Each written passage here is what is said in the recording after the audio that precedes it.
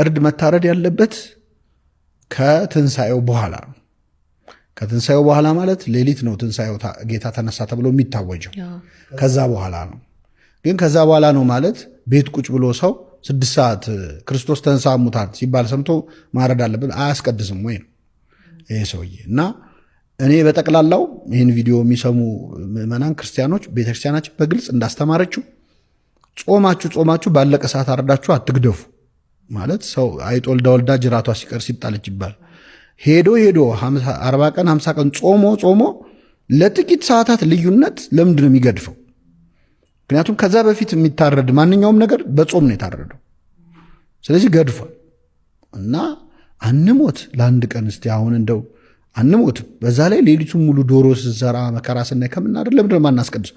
የጌታ ትንሣኤ ዕለት ያልተገኘን መቅደስ ውስጥ መቼ ነው የምንገኘው? ራሱ ከዛ የበለጠ ትልቅ ቀን የለም እኮ አይደለ? ትንሣኤ በነገራችን ላይ የመጨረሻው ክርስቶስ ካልተነሳ እምነታችን ከንቱ ናት ያለው ቅዱስ ጳውሎስ።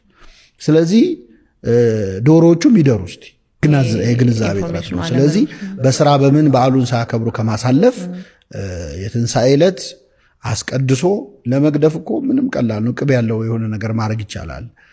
ለጤናም ጥሩ ነው። ከመጠን በላይ በልቶ መታመም እንዳይመጣም ከብዙ አንግል በጣም ጥሩ ነገር ነው። እናት አባቶቻችን በተልባ በምን አይደል እንዴ የሚገድፉትና ቀስ ብሎ ስለሚደርስ የትንሣኤ እርድ ጉዳይ ይህን ያህል ማንገብገብ የለበትም። ቅዳሴ ያስቀድሳችሁ ስትጨርሱ ስትመለሱ ማረድ ይቻላል እንጂ ከዛ በፊት የሚታረደው ግን በቤተ ክርስቲያን ትምህርት መግደፍ ነው። ጾሞ ጫፉ ላይ አንዳንዴ ነዳያን ለማብላት ነው፣ ለቀደሱ ካህናት ለማስፈሰግ ተብሎ ቀድሰው ጾመው ከርመው ለምንድን ነው የምናበላሽባቸው? ስርዓቱ ይህንን የሚያዘው ነው።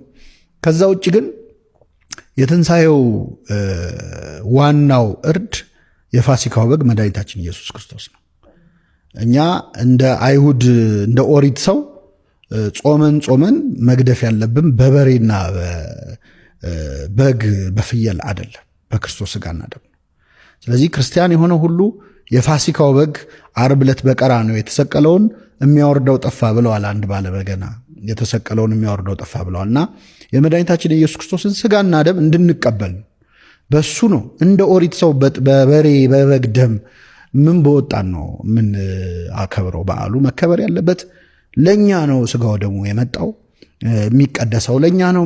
ስለዚህ ሁሉም ይህንን የሚሰማ የትንሣኤውን በዓል በትንሣኤ ነው ማክበር ያለብን። ከሞት ተነስተን ከኃጢአት ሞት ተነስተን እውነተኛው የትንሣኤ እርድ መቼ ነው? ዓርብ ዕለት መስቀል ላይ ነው የታረደው። የትንሣኤ እርድ የተከናወነው ዓርብ ዕለት ነው። እሱም ክርስቶስ ነው። ይህንን ማስታወስ ያስፈልጋል።